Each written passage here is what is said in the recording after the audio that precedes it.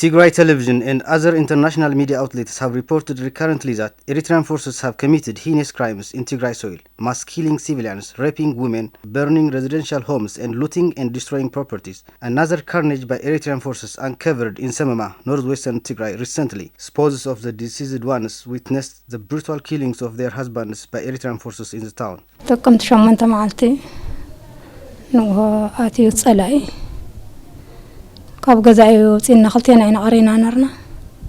It was on October 18, 2023. Eritrean soldiers came into our home in the morning and they took my husband and I out of our house. Then they gathered around 15 of us from our neighborhood together. Then they told women to go back home and they said they want the men for interrogation. After that, we waited with fear, but our husbands couldn't come back.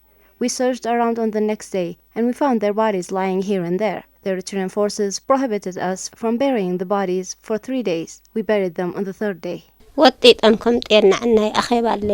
They pulled our husbands out of their home like a goat to be slaughtered for a holiday and told them there was a meeting. We hoped that they would release them after the meeting. Then we heard that there were men who had been killed around and we set off to check whose bodies were there. But the Eritrean forces prohibited us from going there. They threatened us to death if we made a step towards the area.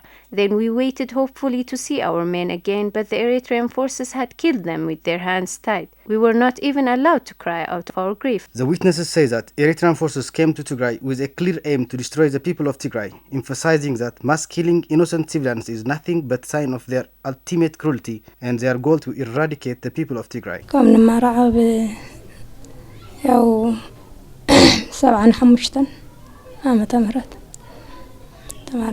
We have been married since 1983. My husband was not a combatant, and he had no involvement in politics either. He was a loving and caring father to his children, but Eritrean forces shot him dead. These forces intended to destroy the people of Tigray indiscriminately. They would say Tigrayans don't deserve life, and they would eliminate us and make Tigray empty of its population. As they said, they burned houses and killed people. To their cruelty, they would torture you first, and they would kill you and throw you on the field, prohibiting any burial ceremony so that you would be eaten by scavengers.